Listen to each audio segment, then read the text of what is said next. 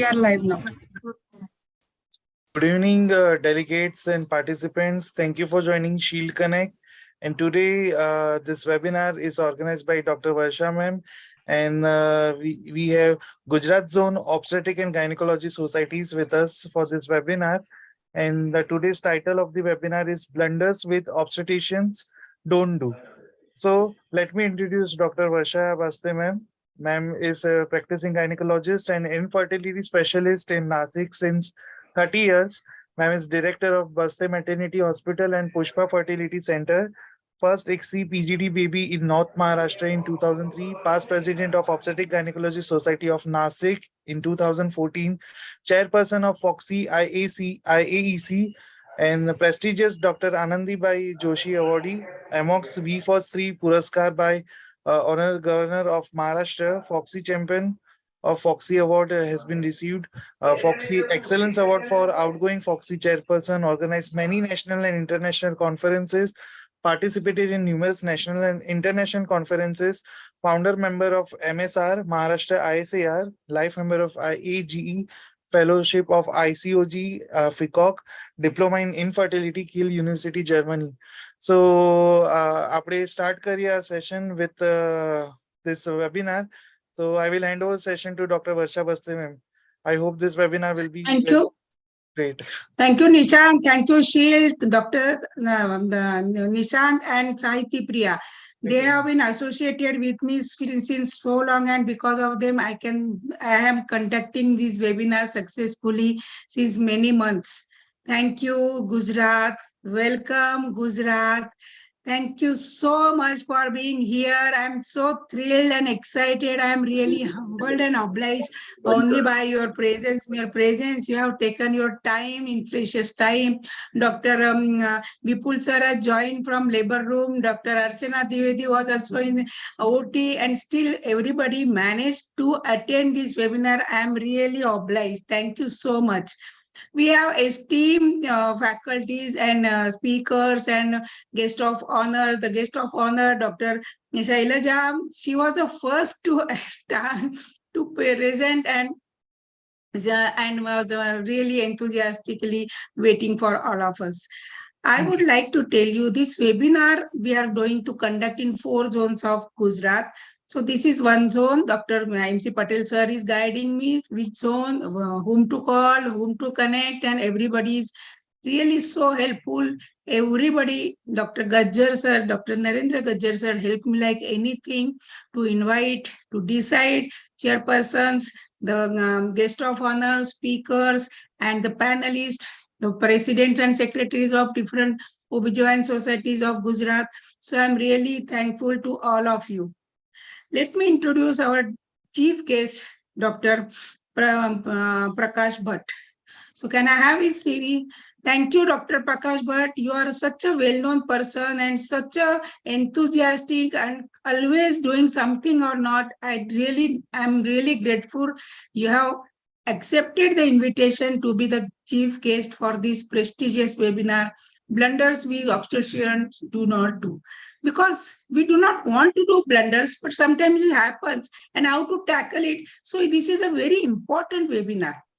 Dr. Prakash Bhatt is a past president of Surat OBGYN Society, got Best Society Award, Vice President Federation of OBGYN Society for OBGYN Society for 2005. Means he was such a senior person. He was the Vice President of FOXI. Ex-chairperson, Rural Obstetric Committee, FOXI, received Distinguished Community Service Award of Columbia University, New York by International Federation of OBGYN. First Indian to receive this award. That's creditable. Conceived and executed FOXI program of emergency obstetric care training. So he is the apt person for this webinar, with John Hopkins University and MacArthur Foundation, and later on with Government of India in 2003. Program ended in 2017. Such a long program, and successfully he has conceived and executed till so much of time. Thank you for being here, Dr. Prakash Bhatt. May I have your address for the audience with the pearls of wisdom? Thank you. Over to you, Dr. Prakash Bhatt, sir. Sir, will you please unmute yourself?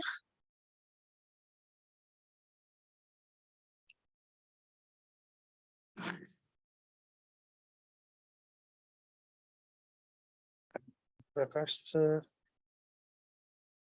Till he is available, let me welcome our guest of honor, Dr. Vipul Kapadia sir and Dr. Shailaja Maskar madam. They are really significant personalities. Dr. Vipul Kapadia sir, may I have your, yes, he is the director of Ramaben Hospital Navsari. Still he is working in his OT and labor room. In the scrub dress only he is attending. He is director of Namha Health Care, Mumbai, past president SOGOG, State Organization of Obstetricians and Gynecology of Gujarat, past president of Navsari Medical Association, extensive training in ultrasonography. He has received ART and reproductive endocrinology at various centers in USA, UK, Belgium, Australia, Singapore. Such a credential. Special area of interest are vaginal surgery. So Dr. Kavita Bapat is also specialist in that. High risk pregnancy, reproductive endocrinology, and is invited faculty for many conferences and workshops. So none another Dr. Vipul Kapadia as a guest of honor. We are really honored by your mere presence, Dr. Vipul Kapadia. May I have another CV of Dr. Shailaja Madam, Dr. Shailaja Maskar. She has passed her MD DJO in 1996 from Government Medical College, Surat, practicing OBGYN in Dr. Maskar General Hospital, Valsad since 27 years. She is the present president of Valsad OBGYN. She was the past president of WAPI OBGYN. She presented research work papers in many fields. She is serving tribal area and connected with Nandigram Trust since 1997, gave service for sickle cell awareness program for 10 years along with Valsad Blood Bank.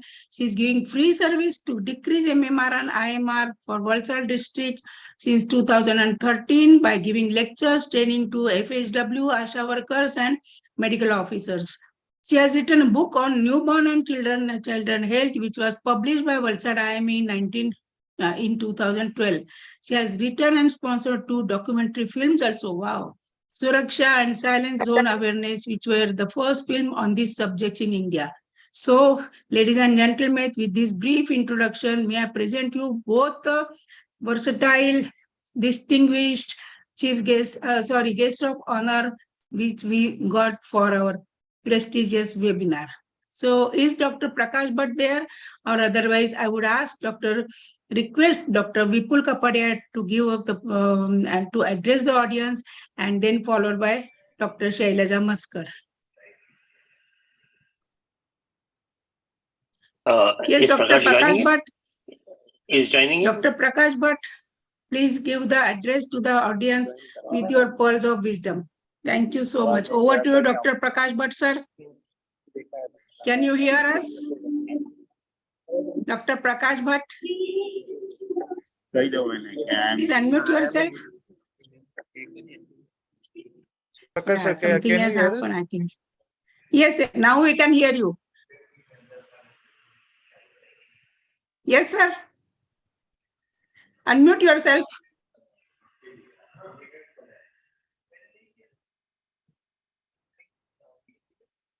Prakash sir, please unmute yourself. Prakash, tap the screen. On the bottom left, you'll get an unmute button.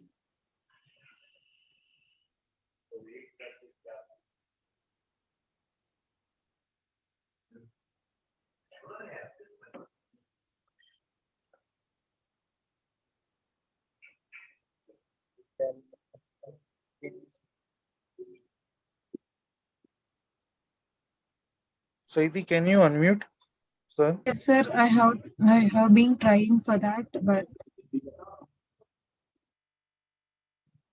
it's unmuted. You hear us? Prakash sir, can you hear us?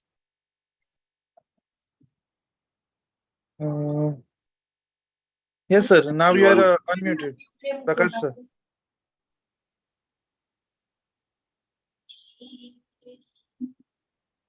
I think he's stuck up with this Some thing, technical issues some there. net issue or with him. Yeah. Not audible. The video is on.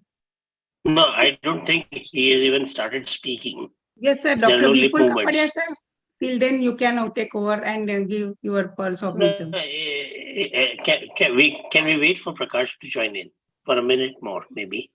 Yeah, that will be better, I think, because he's the chief guest. Yeah, just a minute more. And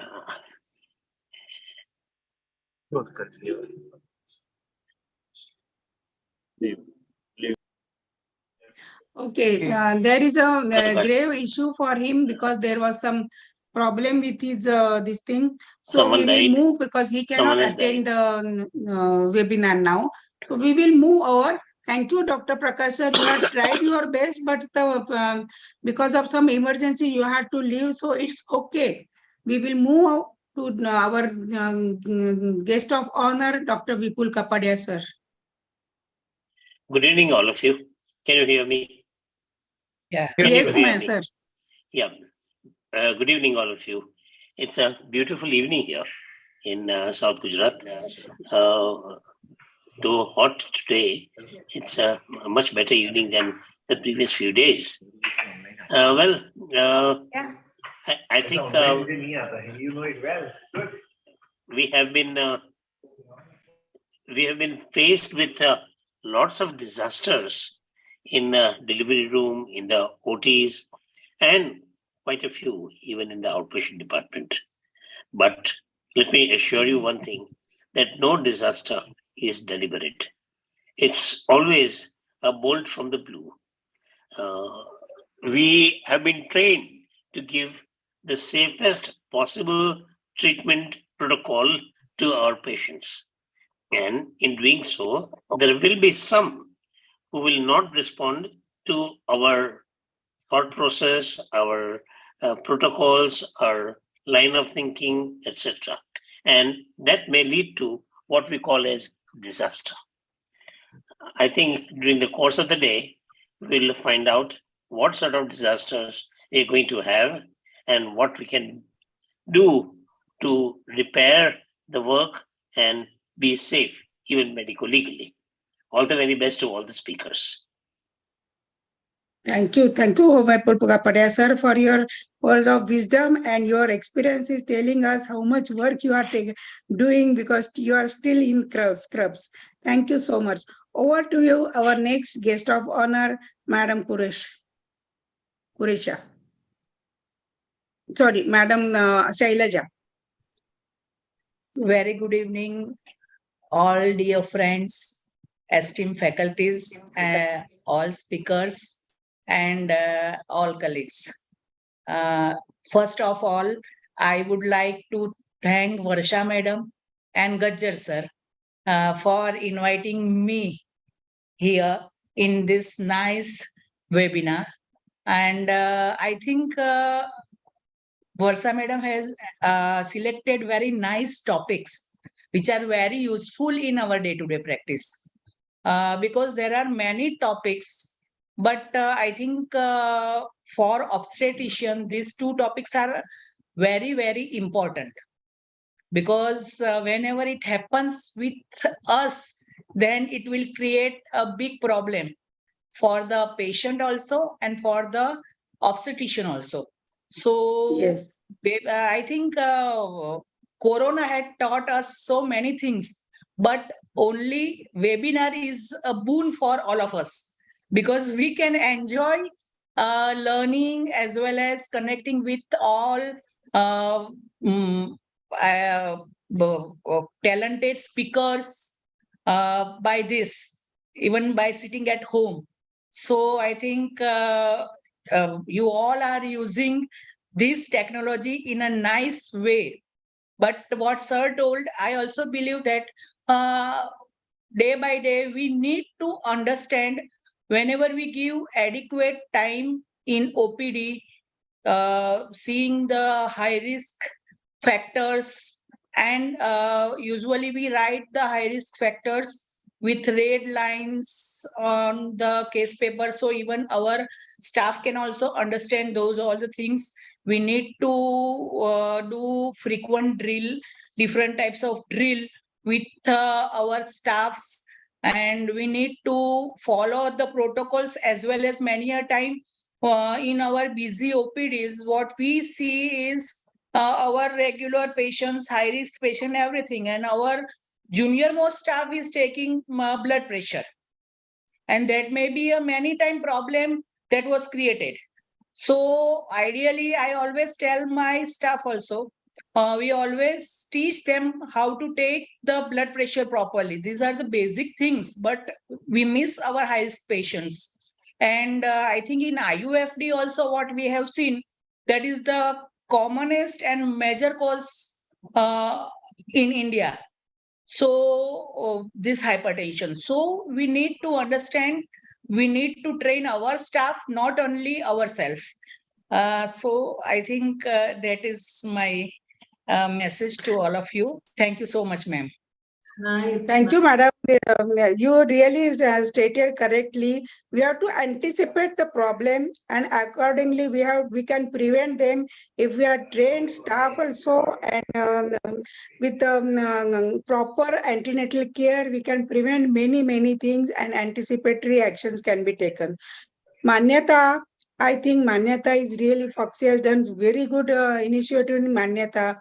When my staff got trained in Manyata, their body language changed, their confidence level changed, and I could feel, instead of me and having a few doctors, all of them who trained my staff, private staff got trained. I got so many helping hand because of Manyata training. And now they are doing the PPH drill and whatnot, and our standard of giving patient care and labor room care have improved so much, because I'm really thankful to Manyata initiative by Foxy. I would like everybody to for the staff also get trained, and Manyata certification is also very essential. Now we have to acknowledge presence of Dr. Kavita Bapad, Foxy Vice President. Thank you for joining us and in taking the initiative to conduct the panel discussion, which is very important. And you are such a renowned vaginal surgeon. I will say only lady vaginal surgeon who is so much doing work in vaginal surgeries, and really par excellent person you are. And another person, Dr. Kamini Patel, who is the president of Ahmedabad OBGYN Society, and I have seen her acumen, her organization skill in SOGOG conference in fantastic venue, and it was really very nice. It was really lifetime experience for all of us to join and enjoy all the hospitality of the Gujarat OBGYN and Ahmedabad OBGYN. Thank you, Dr. Kamini Patel, for taking your time. She doesn't have time, but she said, okay, Varsha, तुम्हारे लिए कर देती हूँ. So I would like Dr. Archana Trivedi to introduce the chairpersons and Dr. Kamini Patel first. Over to you, Dr. Archana. Thank you so much, Varsha ma'am, Kavita ma'am, for making me a part of this prestigious webinar. It's always a pleasure to meet our own people all over India, and wishing you all the best, Varsha madam. As you know, you have a very special corner in our hearts, and Kavita ma'am, yes, obviously she knows the connection we do share with each other. It gives me immense pleasure to introduce our chairpersons for the session of Placenta Accreta Spectrum. Dr. Quresha ma'am, she's a dear friend and a senior and a very adorable gynecologist of our Gujarat Society. She's practicing in Pardi, Valsad for 30 years and is a Surat alumni. She has undergone formal endoscopy, IVF training at various institutes, Bhavishi, even Kamini Rao madam, and Indo-German fellowship from UK. She is very popular for her clinical skills, adolescent health awareness under the banner of Foxy. She has worked a lot for that, and various public forums she has given her talks. Her areas of interest are high-risk pregnancy, infertility, and endoscopy. She has organized TLH workshop, colposcopy workshop under Valsad OBG Society head, and she has been president of OBG Society Valsad 21-22. And I can assure she's a very good human being, and it's always a welcome to see her over here. Introducing Thank our you next very much. chairperson, No, no. Darshan Wadekar sir is not here, I think. So I request Dr. Qureshi Madam to introduce Kamini Madam for her talk on placenta accreta spectrum. Over to you. Let me introduce Dr. Archana Dwivedi. She is such a nice person and national chairperson of IMS website committee, president BOGS, president Archana founder Madam, you say MS. Archana, that counts everything inside. So that's an honor that you have my name And also. moreover, Swan. I call her Swan because she dances so well. I say Gujarat ka Swan hai tum. And such a pleasant, nice personality, always ready to help. And we have my special WhatsApp group, Varsha Baste Fashionista, and she is so active in that also. And I'm really thankful, Dr. Archana Dwivedi, for coming over here and chairing the session. Please read the CV of Kamini Patel, one of you, and one will do the concluding I'll remarks. do the honors of introducing, and Kurisha ma'am can sum up the thing if you want, ma'am. So introducing Kamini Patel, madam, she's a founder director of Vani IVF Center. I think we all enjoyed Sobok 2023 under her leadership, and it was a great event. Can't forget that, madam, with your smiles everywhere. She was president AOGS 2018, and a very amenable faculty of Gujarat, and she is a national and international speaker. Post menstrual hygiene program under Foxy and AOGS. She was also there for critical care as a secretary 2017 and joint secretary of AICOG 2016. She has got a special interest in current research work also. And many publications under her head. And madam, we are waiting to hear it. Yes, in short. Spectrum, which is, I mean, So, everybody is marrying late, getting pregnant late. So we have got all the valid reasons to talk about this subject. Over to you, Kamini, to enlighten and us. you know how aptly Varsha has chosen me to talk on this subject. You know, Dr. Mahesh Gupta always frowns when he sees the IVF specialist that we are the people who are giving all the placenta problems, you know. So even when in ESAR he was talking about the placental problems, he points out at IVF specialists, these are the people who are giving the I was a part of that discussion. We really had a good debate on that. I know. So with due respect to our key organizer, Dr. Varsha Baste, Honorable Chief Guest, Dr. Prakash Bhatt, Honorable Guest of Honor, Dr. Vipul Bhai and Dr. Shailaja, respected Chairpersons, Dr. Kuresha and lovely Archana, and not to forget my friend Kavi, hello, and respected Dr. Narendra Gajjar, who is already there. Yes. So I'll share my screen. Yes, please. Yeah. Kamini, thank you for making time. I know in the morning, you know, I called Varsha. I said, Varsha, I can't make it because I had to go out of station for my another center for the transfer. I rushed and I came back. She says, no, Kamini, you have to do it. I don't know how you do it. I said, okay, I'll finish it now. So, you know what, when I was going through this, the blunders we obstetricians don't do. So what I felt is the blunders we do, correct? I always feel each patient is a patient, you know. It is always the onus lies on our head. And this placenta accreta syndrome is supposed to be a 20th century gift of iatrogenic disorders, correct? So we're going to discuss a little bit on that. Actually, you know what? This was the subject I read, but I didn't want to read much because I was already scared that it's a deadly organ. Placenta, I'm always scared about it. 30 years of my practice, and I'm so scared about this organ. Always that, please God, don't give me the complication. Please God, don't give me this complication. Isn't it? So it's a dreadful organ. Anyway, not but the least, let us go ahead with our placenta accreta syndrome. One second, it is with this. 1 second.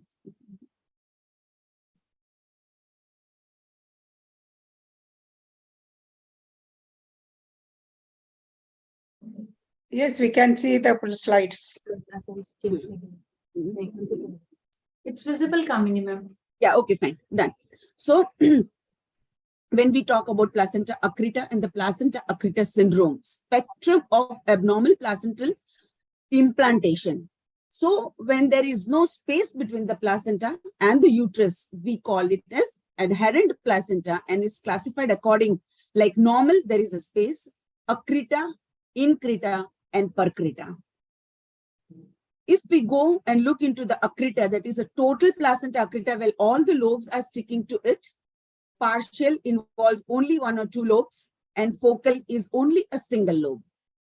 Going ahead with it, looking little bit on the pathophysiology, partial or total absence of the decidua basalis and defective development on the fibrinoid or the neta bush layer results in an abnormality of the form into unformed adherence between the placenta and the uterus. The defect of the biological functions of the trophoblast leading to excessive invasion of the myometrium. The shift in the placental blood supply from the spiral artery as found in the normal placentation to a supply from a larger and the deeper radical or an arcuate artery. So when there is a spiral artery bleeding, you know how much it bleeds, during the normal delivery or normal C-section, we know how much the spiral artery bleeds. But when we are dealing with the bigger arteries, like a radial artery or an arcuate artery, it's like opening up the tap. The high velocity blood flow in the uteroplacental circulation in placental lacunae, because suddenly the lacuna just blasts and the blood is vomited out. And hypervascularization pattern under the placental blood flow in color Doppler, what we can see during the sonography in an antenatal period. The recent incidence of placenta accreta, it has got a sharp rise over the last few years, which may be attributed in rising number of the C-sections and so many other things. You can look into the 2 graph, the incidence of placenta accreta, how much it has given rise in past so many years, 5 years, look at this. And with the current previa also, in past 5 years, look at this, how the graph has increased. So it's drastically increasing. Now, what are the risk factors which are involving this, and what are the risk factors which are giving us this syndrome? The placenta previa only gives us 5 to 10% of the placental disorders. But the previous histories of the surgeries like uterus, myomectomies, septum resections, hysterotomies, uterine pathologies like adenomyosis, if you do and punch out adenomyomectomy,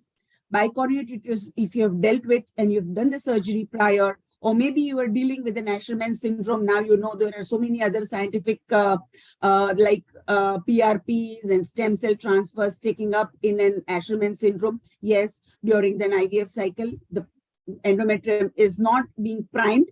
We do a PRP and a stem cell transfer. We do, and okay, endometrium is done, lined up, and then we want to do the transfer. After doing the transfer, what we can face and what are we expecting? We should be expecting later on during an antenatal period, and how much ready we have to be during the delivery. If there are vigorous multiple curettage, endometrial thermal ablation, uterine artery embolization, if they have done prior to it, advanced maternal age, multiparity, and in previous LSCS actually accounts only to 2%. So 5 to 10% is placenta previa, 2% is the previous LSCS, and look at how many iatrogenic manipulations what we have done, and we are giving a placenta accreta syndrome.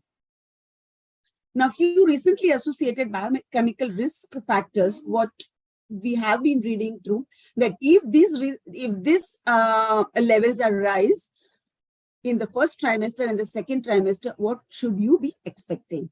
And maternal cell-free beta HCG, myometrial fibers in the basal plate, decreased TNF, that is related apoptosis, including the receptor at the receptor level, elevated second trimester MSA, FP, and free beta HCG, elevated first trimester PAPA. So if we find any of these factors which are risen, like doing the double marker or triple marker, actually it should give us some light, throw some light that what are we going to expect in another during TIFA scan. and what we should be looking for later on when we are doing our growth scan as well. Placenta accreta is an iatrogenic 20th century disorder. The technique while closing the uterine incision should be taken care. When we started our practice 30 years back, we used to do, meticulous 2 layers suturing and then peritoneum. And there are so many other things we were looking. Now, single layer, do the peritoneum and come out, isn't it? Primary prevention of the first cesarean and an encouraging trial of the labor after C-section also. We are scared actually. Everybody is scared that why we should be taking risk during the second C-section, and we just want that, okay, a short trial, like 3-4 hours trial, and we want to, no, it's not happening. Let us take up. And even the relatives, they have lost that, patience. That, no, doctor, we don't want to take the risk. Let us go ahead and finish it off. We don't want any problems in our tenure, because what is happening is now the families have become very small, 1 or 2 bachas, and they don't want any problems. Do 1 C-section, finish it off, only 1 baby and 2 baby, finish it off. The families have become very small, isn't it? And the patients, loss of patience on both the ends, at our end also, and at the patient end also. Avoiding and vigorous curettage. Always do a soft curettage. Even if we are doing MTP for the patient, do a soft curettage. Treatment of the postpartum endometritis, it should be done very meticulously. Now, what we should be looking for when we are doing our sonography. In the first trimester, we actually, during the anti-scan, a 1 transvaginal scan is necessary, because these scans are more sensitive in confirming the placental location and diagnosing the placenta previa at 20 weeks. Even during anti-scan, we have our fetal medicine expert. He makes it a point to do a 1 vaginal scan during 20th week and at 13th week. Then a transabdominal scan for placenta. A grayscale has been the cornerstone in diagnosing the placenta accreta due to its wide availability and a high accuracy. Look at the sensitivity is nearly 96 to 98%. Specificity is 77 to 78%. What we see at this time, we should always mark it, because I was listening to Dr. Shailja that always mark it with a red pen. We don't star it up, we write it, that this file has to be marked every time this file comes to us. So even if I'm not there, my junior gynec is there, because all the junior gynecologists, they feel, why this lady is so scared, But then we know they would have a confidence of ignorance, but we at this age would not have the confidence of ignorance, Every patient, we feel that we're going to end up having in trouble, and we have to be ready with everything, isn't it? So it has to be red marked. How nicely the retroplacental zone is seen here. But when we don't see this zone, at regular interval, do the sonography and red mark the file. And then counsel the patient right before, when the difficulty come to us, it taps our door twice. Always perceive that small tapping which does it here, and don't ignore it. It definitely does. It will give you some time, some tap at your door, Take it, go through it, what are we missing, and repeat it. Because if we find out in an antenatal time, it is better for us also that we can counsel the patient. We can counsel the patient's relatives also. This is what we do at our center, because we are only dealing with high risk right now. So past 5-6 years, what we are doing that once we find out the problem, now even if we are dealing with an Asherman syndrome, or maybe a thin endometrium which is not coming up, and if I have done a stem cell or maybe a PRP and the endometrium, we have found out an endometrium, if we have got the result, I red mark the file right then, because I know what we have done, and we have done a PRP, maybe she was a thin endometrium, repeated implantation failure. So these are the cases, or maybe a septum resection. My files will be red marked right from that place before the transfer only. In these cases, what we do is we confirm at 22 or 24 weeks, or maybe 26 weeks after the growth scan. We sit with the patient, we sit with the relatives and explain them. Okay, these are the chances. It's not that 100% they are going to end up having then complication, but then they are mentally prepared, and it is a ease for us also. So likewise, when the presence of anteriorly placed, if you look into a small sac in the lower segment, it should strike us. a small tap. Then if we see a gestational sac like this sitting at the lower segment, closely follow up. We are not going to abort it, but follow up them closely. Do the anti-scan. When the same thing is found out on the anti-scan, and when you see the placenta low lying, talk to the patient and the relatives that this is what it is. You be prepared. It's not that we are going to fall into a ditch, but yes, we may be prepared for the placental abnormality syndrome, So the previous cesarean delivery has been considered a risk factor for the development of placenta accreta. As we know, it's only 2%. Loss of the retroplacental sonolucent zone finding has a high specificity of 100%, sensitivity of 100%, and a specificity of 73%. If you don't find that sonolucent zone, then also we can mark the file red only, isn't it? And closely, every 15 days, call a fetal medicine expert, do it regularly, take a second opinion from the fetal medicine expert as well. Findings suggestive of placenta accreta are hypervascularity of the serosa and the bladder if it is low lying, diffuse or focal lacuna flow, vascular lakes with a turbulent flow. Sometimes we do find out at the end, like 35, 36 weeks, there are small vascular lakes. But if you see a turbulence inside, it should strike us. Markedly dilated vessels over the periphery. There sometimes, at the end, we may find out some vascularity in the placenta. But if you see a lot of vascularity in the peripheral region, it should strike us definitely. Now there are so many good machines are available. 3D power Doppler has shown to be a superior in diagnosing the placenta accreta and the accreta syndrome. You can see the pictures put here. Numerous coherent vessels involving the whole uterine serosa with the bladder junction, an inseparable cotyledon, and an intervillous circulation. Now, transvaginal USG, a multiple tortuous hypoechoic structure within the placenta, it's an diagnostic factor. Transabdominal 2D Doppler confirms the hypoechoic pattern, and then 3D Doppler sound for the diagnosis of the bladder invasion in the placenta accreta seen as an positive vascularization. Now, do we do MRI for all the patients? No. So when and how?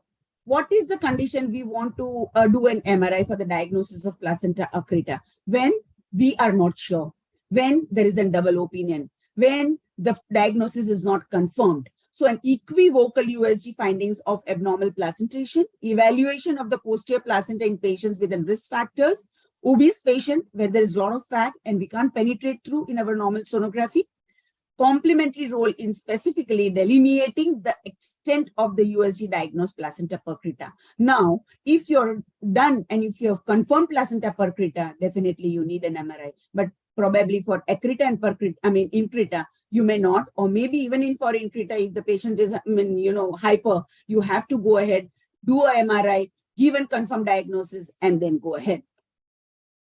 Homogeneous T2 intermediate signal and intensity of placenta, and subtle thin regular placed placental septi. Even if those people are giving us the diagnosis, it is our, the onus lies on the gynecologist to take the film and see the film. So what should we be looking at the film? A normal subplacental vascularity, a triple layer sandwich appearance of the myometrium, pear-shaped normal gravid uterus with a smooth contour. Diagnosis of the placenta accreta, the findings on MRI, a dark intraplacental bands on T2 weighted images, abnormal disorganized placental vascularity, and focal interruptions of the myometrial wall or extension through the myometrium with an occasional invasion of adjacent structures. So MRI is useful in showing a parametrial extension which is not apparent on USG.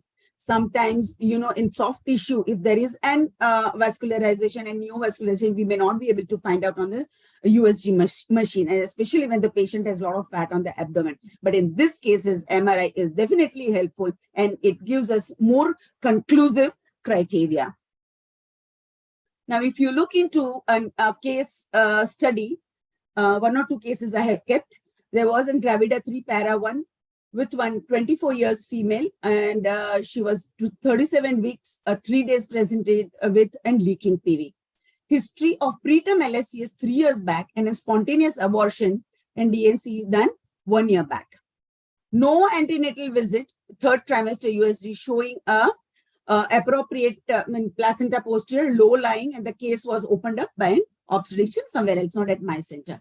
The delivery of the fetus, repeated attempts to remove the placenta, but within few minutes it was realized that it is adherent placenta as the patient started bleeding profusely. It was so horrifying. This case was, my friend has discussed it out with me, and I have presented this case today, and they were helpless.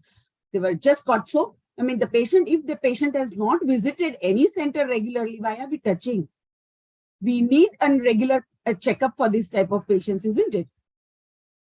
So it was irreversible shock. What could have been done in this patient? A multidisciplinary approach could have been taken, isn't it? Because she already gave us the history that she had two, I mean, the C-section, DNC, whatever the findings they did on the sonography, they didn't do a meticulous sonography either. A senior obstetrician who should have been present, pelvic surgeon and neurosurgeon, neonatologist, anesthetist should have been on a senior rank.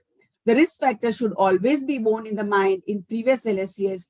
It should be investigated for placenta accreta. If high index of suspicion, delivery should be planned in a tertiary center, not at the small centers. And multidisciplinary approach should be taken up. Blood and blood products should be ready. If not ready, at least do the cross-matching when you're suspecting something. Possibly an unnecessary attempt to claw off the placenta should not be done and should not provoke more torrential hemorrhages in this type of cases. Triple procedure requires a novel uterine sparing procedures for PAS, perioperative placental ultrasound localization of the superior edge of the placenta, pelvic devascularization, pre-operative placement of an intra-arterial balloon catheters if it is required, and no attempt to remove the entire placenta. Don't keep on, clawing the placenta off. It's not coming out of the uterus, because that will initiate the bleeding. Do you want the second case, or I should stop here?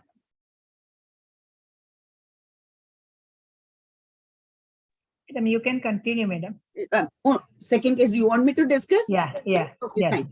So it is a 25 years unbooked patient again, Gravida 4, Para 1, +2 with and FT LSCS 4 years back with 2 spontaneous abortions. Both times a DNC was done. Emergency LSCS was done, and an intraoperative, it was found to be in placenta percutta with the bladder involvement. Patient bled profusely. Now, subtotal hysterectomy was immediately done, along with the ligation of the blood vessels going into the bladder, but all in vain as the patient's vital deteriorated. Patient developed DIC, anuria, and she went in for acute renal failure in post-operative period. How good it is. Because all these things should be done in a tertiary center, not in small centers at all, when you find this type of cases. So, not taking your time further. Previous LSCS regular antenatal checkups necessary. USG to diagnose a placenta accreta, increta, percreta. For 2 other diagnoses, always MRI should be taken at help. Elective C-section is the choice. For percreta patients, bladder resection and reconstruction with the help of the neurosurgeon should be prior counseled with the patient and the relatives. ICU care for proper management of the complications. It's not like you opened up, you are into trouble. Rush to a tertiary or an ICU. We don't want that. So it should be done in a center where there is ICU is available. Transfusion reactions, ARDS, electrolyte imbalance. There are so many things which we need to look for. And thus, an elective C-section, the timing of the delivery is very much necessary. Elective C-section in an asymptomatic woman is not recommended before 38 weeks of gestation for placenta previa, or before 36 weeks to 37 weeks of gestation for a suspected placenta accreta. Elective delivery by C-section at 34-35 weeks of gestation for suspected placenta accreta for in ACOG 2014. But in 11, they were telling that no, it should not be. But now the case is, if you have found out and if the diagnosis is confirmed, you can definitely counsel the patient and do a timely delivery with multidisciplinary action. Now, what makes our situation difficult, unplanned hysterectomy, emergency hysterectomy in an undiagnosed placenta accreta, inadvertent attempt at removal of the placenta, like clawing, delivery of the baby by cutting through the placenta. This is where the problem arises. Avoid cutting the placenta. Preventive surgical and radiological devascularization can be thought of. Placement of the balloon occlusion, placement of pelvic pressure, and packing like laparotomy devices, and you should be ready with the other life-saving procedures as well.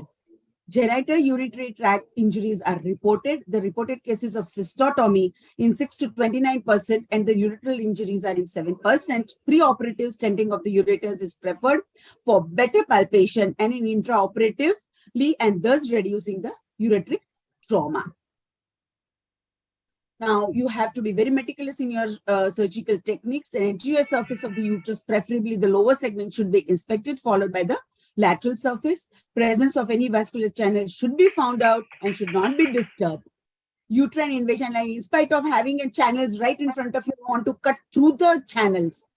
Uterine incision, classical transfundal C-section to avoid cutting through the placenta, and delivery of the baby, the fetus closure and the uterine closure should be quite meticulous as well. Cesarean hysterectomy is considered as a gold standard treatment for an invasive accreta, although high rates of severe maternal morbidity and mortality is seen. Post-operative management should be very meticulous. Also, the continuous monitoring of the vitals and a high care specialty ward due to a massive transfusion, because sometimes we may have to do a blood transfusion. We have to look into that. We do not give any problems post transfusion and because of the transfusion as well. Monitoring for recurrent intra-abdominal and retroperitoneal bleeding due to hypoperfusion and subsequent organ ischemia, renal, cardiac, or any other organ dysfunction can, like Sheehan syndrome, can occur. And early ambulation compression devices can be used to prevent and thromboembolic complications as well. I'm not discussing any clinical scenarios further. With this, I would like to thank everybody and all the respected chairpersons, Varsha, Kavi, Archana, Dr. Sraija. Thank you very much for giving me the platform today. I hope I have stood up to your mark. What a deliberation, my God, such a nice, elaborate, exhaustive. What should I say about you, Kamini? You are all-rounder. I thought you are only a very good ART specialist, but you turn out to be a best obstetrician also. So I'm really thankful for giving such a nice deliberation. Over to you, Dr.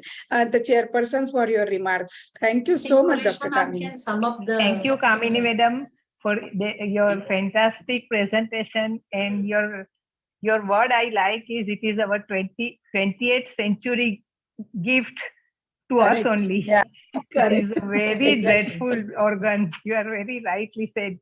And you have told right from diagnosis to prevention to intra-op to post-op care, and everything you covered very, very nicely. Thank you very much. Thank you very much. Thank you so much. Very, very helpful and eye-opening presentation. Thank you very much. And I would thank you, dear all. Now, Dr. Archana Dwivedi, will you please take over to introduce the chairpersons for the second talk? Yes. Thank you, Varsha ma'am. And before I end up, Kamini ma'am, the pictures were also very depictable and very beautiful and self-explanatory. And it was a saga. Love to hear the crisp messages you gave to us. So coming back to the next session, and we have a topic of sudden IUFD, none other than Dr. Varsha Baste Madam is going to take up. And it's my proud privilege to introduce Dr. Darshan Vadekar, a very dear friend.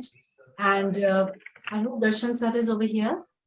She's a gynecologist, has a special interest in high risk pregnancy, fetal medicine consultant, and doing IVF practice at Surat. He's a director of Vadekar Hospital, fetal medicine consultant at Perfect Diagnostics. He's an invited faculty across the country for high-risk pregnancy and fetal medicine, and also youngest faculty at Antenatal World Congress on Human Reproduction, Dubai. He lives in Learn, Teach. Okay. Vaibhavi couldn't attend because she had some emergency. I think. Okay, so our next chairperson, Dr. Vaibhavi, please change the slide. So Vaibhavi is MBBS from PGU Medical College Rajkot, past MD from MP Shah Medical College Jamnagar, and has private practice at Sai Krishna Hospital Silvassa and Suvidha Hospital Dharampur. Over to you, Vaibhavi, for the next session as a chair. I think Vaibhavi was stuck up in a cesarean. Is Vaibhavi there? She is. So I would like to, Doctor. Yeah, are you there, Vaibhavi? Ma'am has No, she's not there.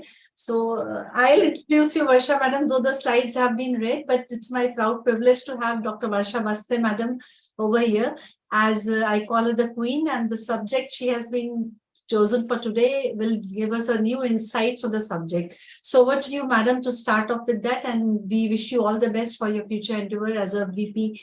You're contesting for the best soon. Thank you, Dr. AD, for such a nice introduction, and you are conducting and helping me out so well. Thank you so much. Let me share my presentation. Can you see my presentation on the screen? Yes, madam, only the full screen, and I would request Dr. Gajjar sir to sum up the session once it's finished. Dr. Gajjar sir. Okay, I will start it otherwise. Yes, it is seen. This is the second topic, what the obstetrician shouldn't dare to, but we have to face it. And let me thank Dr. Abhijit Patil from our NOJS, who has helped me with this presentation. So sudden IUFD, which we do not, anybody wants to face it, nor the patient, nor us, nobody, but somehow, sometimes we have to face it. So how to manage it? So what the best is, Madam Lady had told us, Dr. Shailaja Madam, the anticipatory prevention is best method. But still, we will see how we can deal with such problem, dreaded problem. WHO defines stillbirth for international comparison as the baby born with no signs of life at or after 28 weeks of gestation, that is IUFD.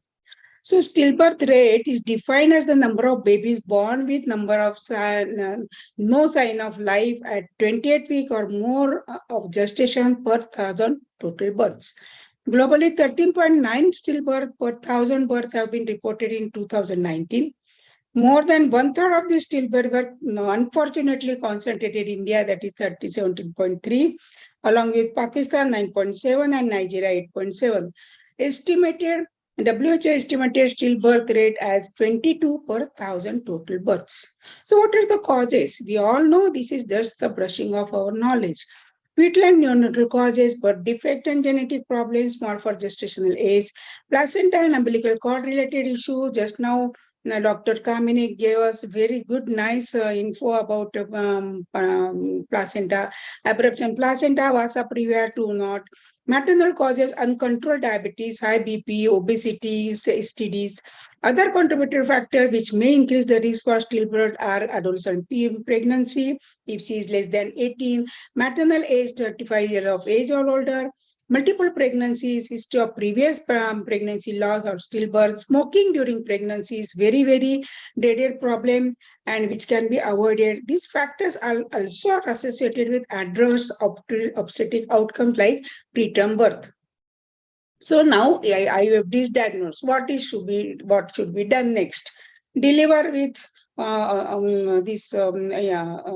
induction with misoprostol and induction of labor with methotrexate and look for the cause of IUFD.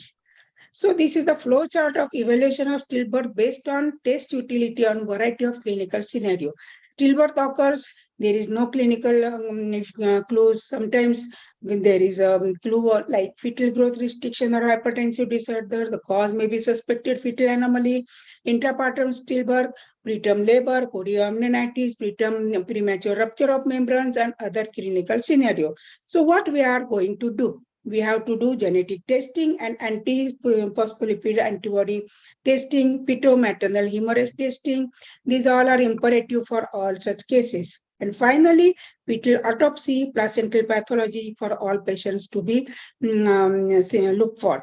So these are the tests recommended to undergo. What is the cause and what we can do, and what is the evidence and what are the additional comments for these tests.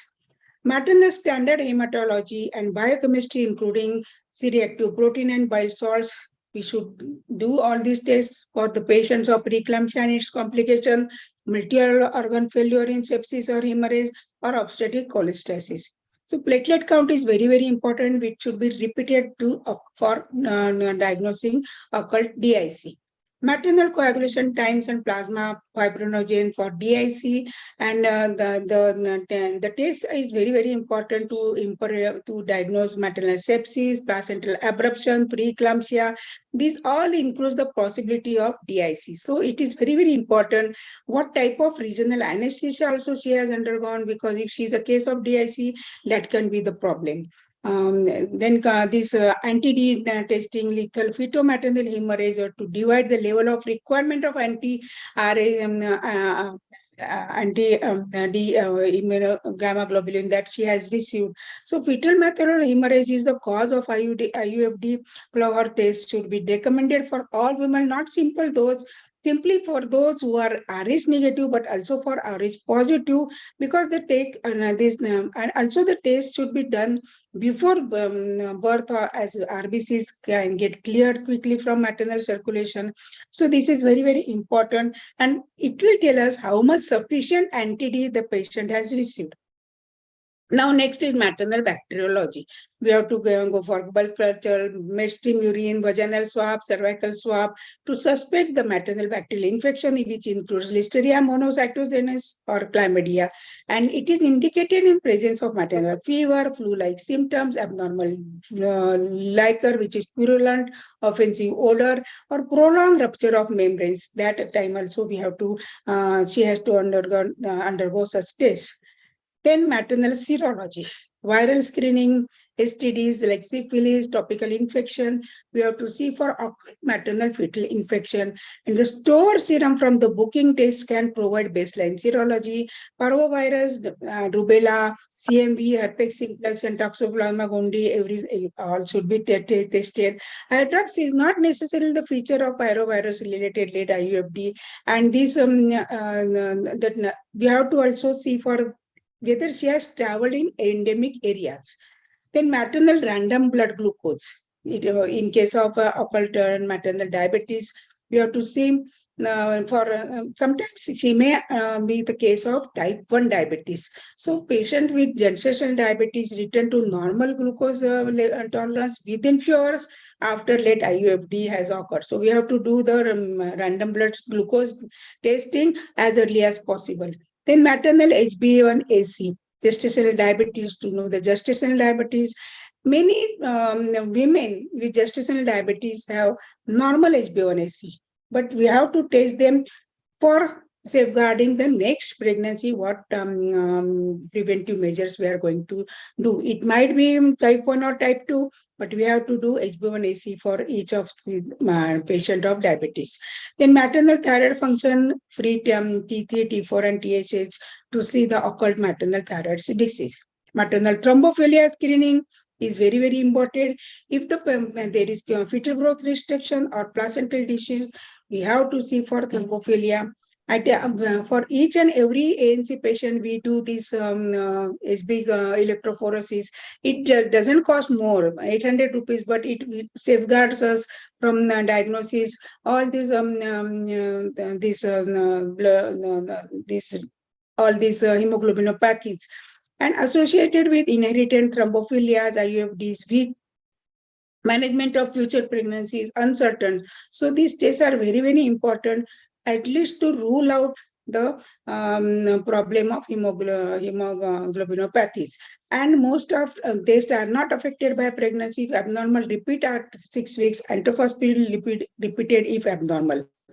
Then anti-red cell antibody serology to test immunohemolytic disease indicated if hydrops fetalis is evident clinically or in postmortem. Maternal anti-RO or anti-LA antibodies for occult maternal autoimmune disease to indicate if it is a patient baby of hydrops or endomyocardial fibrosis, fibroelastosis, or AV node calcification is seen on postmortem. Maternal alloimmune antiplatelet antibodies. These tell us about autoimmune alloimmune thrombocytopenia. It is indicated if fetal intracranial hemorrhage is found on postmortem. Next is paternal blood for karyotyping. It is a must if the patient is not ready for fetal autopsy or fetal karyotyping. You have to suggest paternal blood karyotyping. It is very, very important to rule out translocation or mosaicism, because this is one of the factor genetic problem causing IUFD. And so aneuploidy and everything, Turner syndrome, baby, everything we have to rule out. If the parents are not ready, go for paternal karyotyping. Then maternal urine for cocaine metabolites for occult drug use. With consent only, we have to take this sample, and if it is suggestive, the cause of IUFD. Fetal and placental microbiology, fetal blood, fetal swabs, fetal placental swabs you have to take to rule out fetal infections, and more infection we can get on maternal serology for detecting viral infection, cord and cardiac blood if possible. Written consent is advisable for cardiac blood and need to be obtained using clean technique. Next comes fetal and placental tissues for karyotyping, deep fetal skin, fetal cartilage, placenta should be collected to rule out aneuploidy, Single disorders, and absolutely contraindicated if the parents are not ready. Then postmortem examination of the baby, external examination, autopsy, microscopy, X-ray, placenta and cord is done. It is also absolutely contraindicated if the parents are not ready. But IUGR is the significant association for late IUFD. So we can definitely, by measuring all these postmortem examination, also the weight and length of the baby, we can retrospectively diagnose what is the cause of IUFD, and also to foresee what measures we should take for our next pregnancy. At the end of thousands of rupees of investigation, culture biopsies, karyotyping, the cause is found only in 52% of the patients. So what about next time? Women in the history of stillbirth have 12-fold increased risk of intrapartum IUFD again. So we have to be very, very particular for handling such patient. So what we should do for pre-pregnancy or initial prenatal visit for such patient, detailed medical and obstetric history is taken, evaluation of workup of previous stillbirth is, if available. We have to see whether she is smoking, alcohol, or any drug she is taking. Weight loss in obese women is very, very important. Target BMI 22 to 25. Genetic counseling, if the genetic condition exists, family genetic condition exists. Diabetes screening, acquired thrombophilia testing, lupus anticoagulants, as well as IgG and IgM for both anticardiolipin and beta-2 glycoprotein antibodies. Delay pregnancy if she is less than 18 years or her BMI is less than 18. Support and reassurance is very, very important. So what we have to do, detailed medical and obstetric history. So obstetric history like recurrent miscarriage, previous child with anomaly, hereditary condition or growth restriction, previous gestational hypertension or preeclampsia, if she had previous gestational diabetes, placental abruption or previous fetal demise. Maternal history, previous venous thromboembolism, diabetes, chronic hypertension, SLE or autoimmune disease, epilepsy, severe anemia, heart disease, tobacco, alcohol, drug or any medication use. Current pregnancy, we have to see for maternal age, gestational age, at stillbirth, medical condition complicating pregnancy, cholestasis, pregnancy weight gain and body mass index, complication of multifacial gestation like twin-to-twin transposition, we have to look for discordant growth, placental abruption, abdominal trauma, preterm labor or rupture of membranes, gestational age at the onset of prenatal care, abnormality seen on an sonography or infection or chorioamnitis. So how will you tackle this patient? How will you manage this patient? How will you counsel this patient if she comes in first trimester? Dating is important with ultrasonography.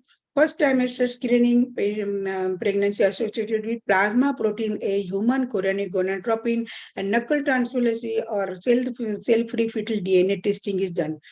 PAPPA is very, very important at less than 5/5 percentile at 10 weeks was associated with 9.2-fold increase in stillbirth from all causes and 46-fold increased risk for stillbirth, especially due to placental dysfunction. If she comes in second trimester, we have to see for alpha-fetoprotein levels, and that will tell us about stillbirth problem. If the review of 21 studies found a consistent association of alpha-fetoprotein level greater than 2.5 multiples of median mom with stillbirth. So we have to evaluate her with the blood test and knuckle transfusion, sonography, support and reassurance, start ecosprin and calcium. Then in second trimester, we have to see for sonography anatomic survey at 18 to 20 weeks. Now for genetic screening, if not performed in first trimester, glucose tolerance test OGTT indicated support and reassurance. In third trimester, sonography screening of fetal growth restriction after 28 weeks. Antepartum fetal surveillance should start at 22 weeks of gestation and 1 to 2 weeks earlier than previous stillbirth. Support and reassurance. So $1 million question, when to deliver such patient? The impact of labor at 39 weeks in low-risk women on the incidence of stillbirth. The large randomized trial showed that induction of labor between 39 or 39.7 weeks in nulliparous low-risk women without medical indication. The conclusion was that it is very, very important. Stillbirth rate in low-risk women at 39 weeks is 0.6 per thousand birth. Induction of labor in low-risk women between 39 and 39.4 or 7 weeks would potentially prevent 833 stillbirths per year in United States alone. Number of inductions needed to prevent one stillbirth is approximately 1,675. However, definitely worth a thought in previous stillbirth or IUFD. So she comes with reduced fetal movement. That is very, very diagnostic. Majority of women, 55% experiencing a stillbirth, perceive reduction in fetal movement prior to diagnosis of IUFD. From 18 to 20 weeks of gestation, most of them become aware of fetal activity by their movement. Number of spontaneous movement tend to increase up to 32 weeks because of good liker, and frequency of fetal movement plateaus until the onset of labor because of the mass of baby mass increases and the relatively the amniotic fluid is less. However, the type fetal movement may change as pregnancy advances in third trimester. So, if she comes with reduced fetal movements, comprehensive stillbirth evaluation, including a review of presence of other factors are associated with increased risk of stillbirth, such as multiple consultation for reduced fetal movement, non-FGR, hypertension, diabetes, extremes of maternal age, primiparity, smoking, placental insufficiency, congenital malformation, obesity, racial ethnic factors, poor past obstetric history, and genetic factors. They all we have to evaluate when she comes with reduced fetal movements. Then we have to do auscultation of fetal heart by Doppler, recurrent reduced fetal movements in presence of risk factors. CT is imperative if gestation is more than 28 weeks. Obstetric ultrasound, so on Doppler, we have to do induction of labor or cesarean if baby is salvageable. Then when to deliver the babies. Hypertension in pregnancy, we have to diagnose as if she is a gestational hypertension, we have to deliver at 37 weeks. Preeclampsia, deliver at 32 to 36 weeks. Eclampsia, deliver now. Other complication, she should be taken immediately for delivery.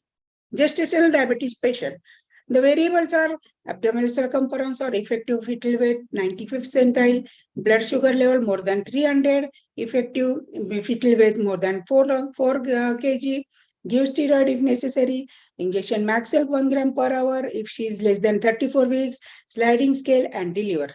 If she comes with fetal growth restriction, the variable are effective fetal weight, 5th centile, umbilical cord showing absent or reverse diastolic flow. She is 37 weeks, static growth between 2 serial scans, deliver her, give steroid and max self if she is less than 34 weeks.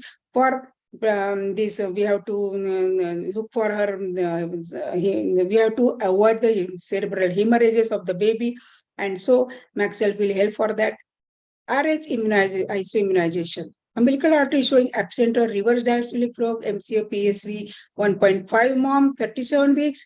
You have to deliver her, give steroids if necessary, and also max self if she is less than 34 weeks. And multifacial gestation if she is dichorionic diamniotic, deliver by 37 weeks. Monochorionic diamniotic, 36 weeks. Monochorionic monoamniotic, delivered by 34 weeks. And triplet, delivered by 35 weeks. Now, if the patient is of intrahepatic cholestasis of pregnancy, serum bile acids 40 to 900 micromole per liter, delivery should be done by 38 weeks. And if the serum bile acids more than 100, we have to deliver by 36 weeks. Patient of vasa previa, diagnosed at 18 to 20 weeks, self-confinement from 32 weeks, steroid at 32 weeks, deliver at 32 to 36 weeks. And finally, offer delivery 1 week prior to previous stillbirth history. Educate the patient and let them make a choice, never decide for them. So thank you for your patient hearing. Dear friends, it is a dreaded problem, but we can anticipate it by giving a good ANC care, and we can definitely anticipate, and we can be prepared, and we can salvage the baby by delivering 1 week prior, and we can definitely we can have the baby live in our hands, and the parents will be happy. So close monitoring is very, very essential. So my dear Foxians, here Gujarat people and all other who are listening and attending, more than 400 are joined. That is what my Saiti and Nishan told me, because it is live on FB and also on YouTube. So I'm seeking your blessing and support for Vice President Foxy Westsoul. So please guide me, help me, support me, and nominate me. Thank you. Over to you, Dr. Archana. Thank you, Pam, for this crisp and elaborate topic, concised and taken up nicely. I would like Dr. Narendra Gajjar sir to give the closing remarks.